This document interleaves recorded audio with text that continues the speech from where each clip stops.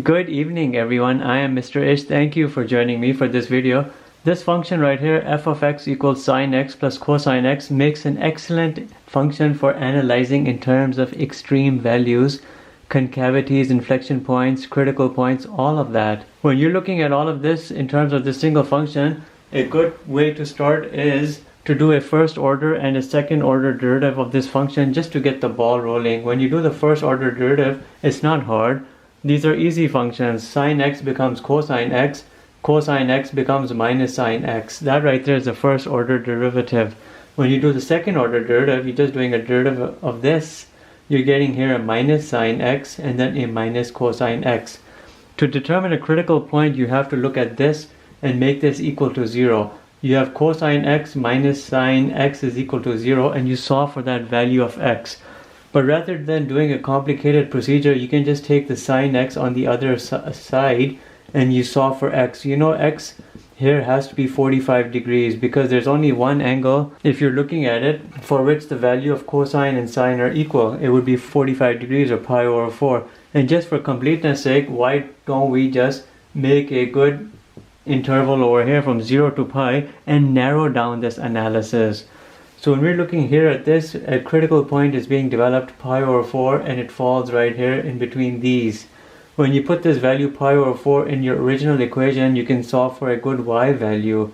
You would put pi over 4 as an x value right here. You'd do sine pi over 4 plus cosine pi over 4. You'd get 1 over root 2 plus 1 over root 2. You get 2 over root 2 because sine of 45 and cosine of 45 is always 1 over root 2. You're doubling it and you get 2 over root 2. That represents a good critical point.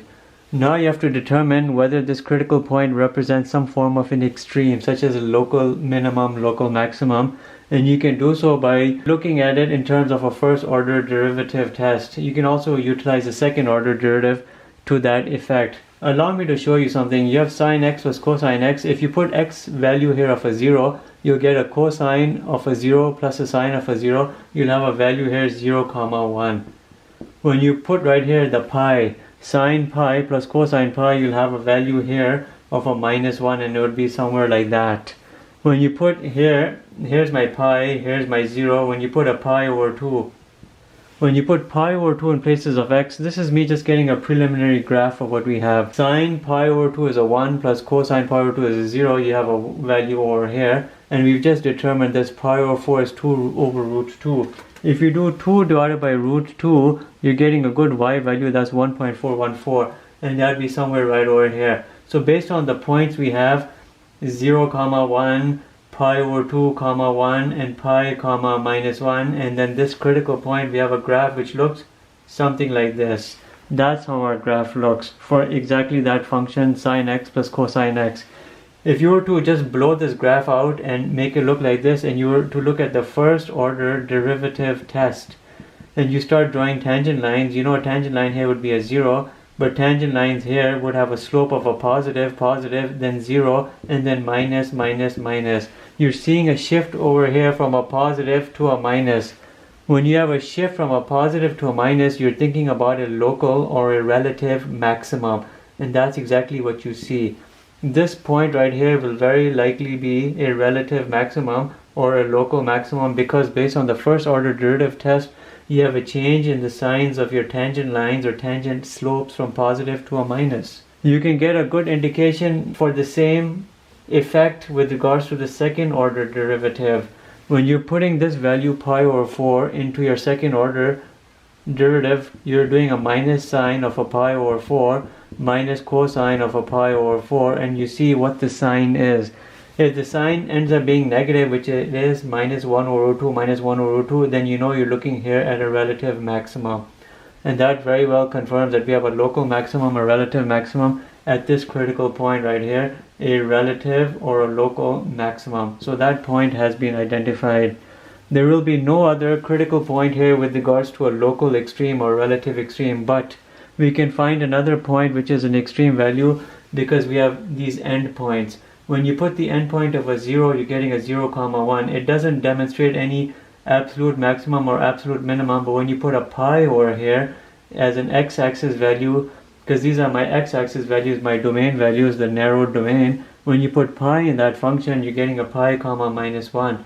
Pi comma minus 1. This right here represents here an absolute minimum or a global minimum, because it indeed represents the lowest value in terms of a range. This relative maximum ends up representing the highest value in terms of a range. So this relative maximum can also be considered an absolute maximum or a global maximum. So we indeed see a critical point, pi over 4 comma 2 over root 2, which is a relative maximum and an absolute maximum. We see an endpoint which ends up being an absolute minimum. There's another endpoint right here, 0 comma 1, but that does not have any other designation other than being an endpoint. So we've done all of this so far. What remains to be determined is our inflection point. To do the inflection point, you have to look at this right here. You have to see where the sign changes, or where the concavity up, concavity down changes from one to the other.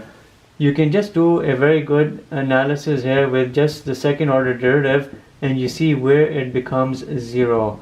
And you solve for that x-axis value. You have minus sine x is equal to cosine x. You know sine and cosine are always equal to each other at pi over 4, but we know sine pi over 4 and cosine pi over 4 are only positive values. Here I'm seeing a value for which you can even do this. Sine x is equal to minus cosine x by shifting the minus over there. Here I'm looking for a value for which if you put 1, the other one will be a negative, and that must be a negative pi over 4. Think about it. Sine x is equal to cosine x only for pi over 4. But sine x is equal to minus cosine x for minus pi over 4, because sine of minus pi over 4, which you know to be 135 degrees, which is 3 pi over 4, because you're adjusting it with regards to your reference angle of 180. 180 minus pi over 4 is a minus pi over 4 with regards to that reference angle, 3 pi over 4. Sine of 3 pi over 4 is equal to minus cosine of 3 pi over 4. Sine of 3 pi over 4 is equal to 1 over root 2. Cosine of 3 pi over 4 is equal to minus 1 over root 2, but when you have this minus right before it, becomes positive 1 over root 2. 1 over root 2 is equal to 1 over root 2 for this instance for 3 pi over 4, and that right there represents your inflection point. So allow me to clean it up and write that inflection point for you in a better manner. Our inflection point IP is equal to 3 pi over 4 in terms of our x value, but you have to put this right here to get the y value. You're looking here at a y value of, well, let's just do it, sine 3 pi over 4 plus cosine 3 pi over 4. Sine 3 pi over 4 is 1 over root 2, but cosine 3 pi over 4 is a minus 1 over root 2. You're getting a 0. And that right there completes your inflection point value, 3 pi over 4 comma 0. And how can we graph this right here on our graph? It'll be this point right over here. Right between pi over 2 and right between pi is 3 pi over 4 comma 0, and that right there is my inflection point IP. If you look at this inflection point, when you're looking at it before, there's a concavity down. When you're looking at it afterwards, there's a concavity up. So when I blow out this image, it's looking something like this. From here, 0 up to my inflection point, 3 pi over 4, the x value is my concavity down. From 3 pi over 4 to this value right over here in terms of our x-axis value is my concavity up. So with this concavity down and concavity up determined, we can determine our interval for concavity up and concavity down. Concavity down has interval based on everything we have over here from 0 up to 3 pi over 4. The concavity up has an interval from 3 pi over 4 up to pi. But we need to make this a little better, including the value of pi and including the value of 0, but not including the values of these inflection points, because that value is already taken by that inflection point. From 0 including 0 up to 3 pi over 4, but not including that, is concavity down. Concavity up is 3 pi over 4, not including it, but going up to pi, but including that value. Another way you can verify these concavity down and concavity up is by means of the relationship between the function and the tangent lines. In this specific instance, if you were to draw tangent lines, they would always be located above your function. But as you're going here, they're still above the function. But as you go after the inflection point, the tangent lines become below the function, in which case you have the definition of a concavity up.